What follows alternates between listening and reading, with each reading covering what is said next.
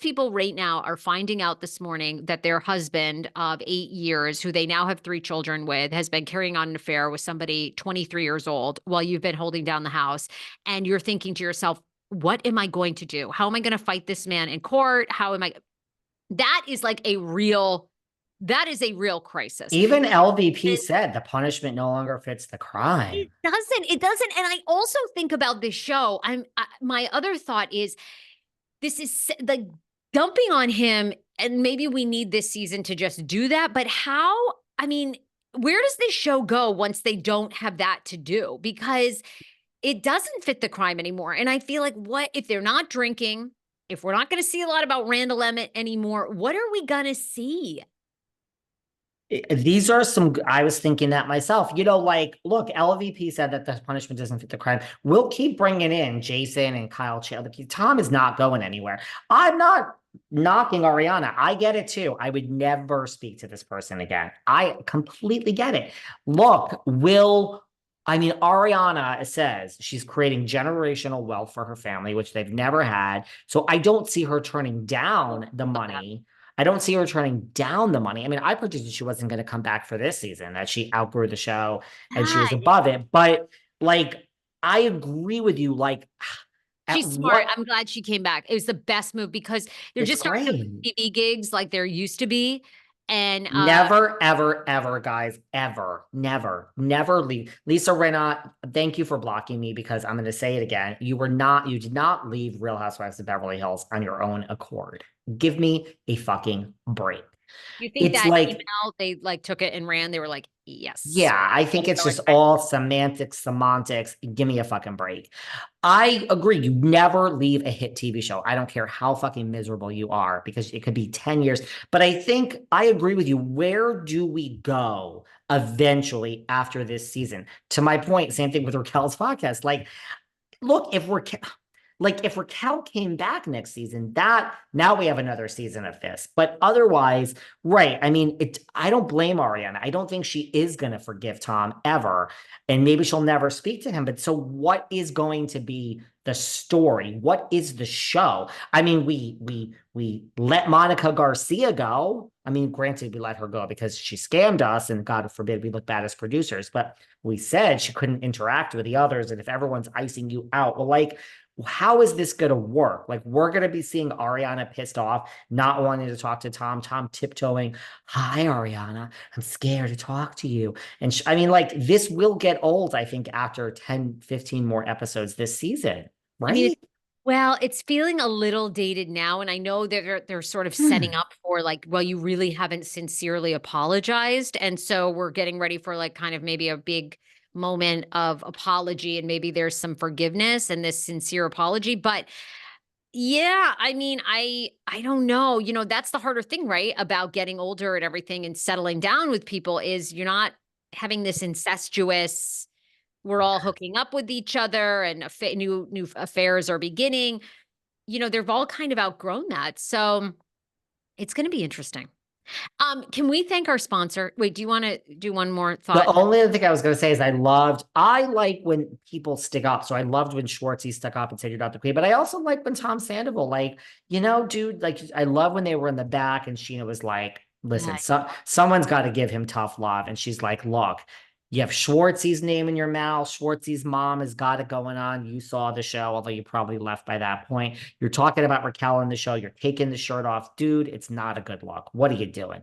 I mean, the show is selling out, Scheana. So just like you make money with a podcast, he's making money. But I love that. And I love that she's like, a narcissist. And I love that he's like, well, tell Lala, yeah, she's the queen of the narcissist or whatever. Like, I love when they clap back. So like Tom is, apologizing to you, Scheana, but he's not a doormat and he's going to put you in your place. I kind of like that. Should we talk about our sponsor, OneSkin? Yes, baby. Are you using OneSkin? Because I am. I am using OneSkin. And let me tell you, like, people, I tried to tell them, I even put it on my Instagram the other day. Everyone said, yes. First of all, you're getting 15% off with a code VELVET or with your code. TSFS. Yep. Use support both of our shows. In fact, do 2 orders. Do a TSFS, do a code VELVET.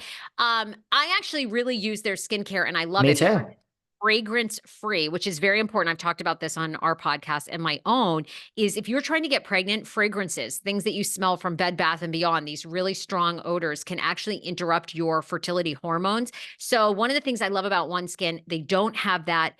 They're fragrance free. They also have their OS01 peptide, which is their specific scientific formula that goes below skin level and actually gets those zombie cells. Those are the ones that create the wrinkles, the smile lines. They ease those out at the base, where most of your products are just dealing with topical, right? They put a lot of moisture, they plump you up a bit, you look less wrinkled. This actually works to slow the signs of aging. It's an incredible product. People should check it out and read their reviews. They have amazing 5-star reviews, by the way. So People, I truly use it as well. I do all the fertility and smells good and blah, blah, blah. That's great. We have different. What you said is oh, correct. yes. People, all that crap, but people, lovely stuff. But people don't realize what you miss because the OS1 peptide, blah, blah, blah, scientists, it reverses the biological age of the cell. That is what, like, so I'm a little more superficial than you. You're trying to have a child, keep it, this, but it's not like top right. It's targeting the why. Why do you look tired? Why? So it's reverse. So all I know is when I first heard of OneSkin, I was like, I don't really care about all this science and everything. All I hear is it reverses the biological age of the cell. And I'm like, does that mean it's going to make me look younger? And they're like, that's pretty much what it means. And it completely works. So I have to tell you, I love it all, but that is why I like it, because honey, this youthful glow is thanks to OneSkin. So yes, go to, Great. I mean, Yeah, it I was works. going to wrap it up for us and say OneSkin is more than skincare. It's about skin longevity, targeting the root causes of aging to help you look and feel your best at every age. You can get started today with 15% off using code VELVET or code TSFS. Better yet, both at oneskin.co. That's 15% off oneskin.co with the promo codes TSFS and Velvet. After you purchase, they'll ask you where you heard about it. Please mention Behind the Velvet Rope or the Sarah Fraser Show. It's time to expect more from your skincare routine. Invest in the health of your skin with OneSkin. It's the only skincare I use now. I've had I really love it others. too. Yeah, I actually really I truly love it. Like it's it's like really good, the actually. packaging is great and all that, but like I know it it's good. actually really does work. And so keep sending it along, All OneSkin. right, my love. I've got some intense and amazing big time interviews potentially Oh coming up my on God. TSFS. And I gotta go listen to Kato Kalin, which is you're just the best of the best. I've learned from the best. One of my favorites ever. I don't know. I just love, like, I'm Hell of sorry a job. if we can't go back to like the 90s and the white Bronco and just love him or hate him. And by the way, Kato's like the nicest guy possible, but this to me is like, for a pop culture iconography moment, Kato to me is huge. That's just me. I'm gonna take a lap. What you need to take a lap. What I love so much about your interviews is you really intersect like incredible pop culture moments, but also with what was like happening in their lives, which was also mind blowing. I mean, a week before Kato Kalin is wrapped up in O.J. Simpson murder, investigation, he auditioned for Dumb and Dumber. He was almost cast as Jeff Daniels. They had brought him in for multiple parts. And it's so interesting. And I love, and then we'll get done because I could blow up your ass forever. But anyway, what I love, so he didn't get that role, went to Jeff Daniels. And part of it was probably due to this huge OJ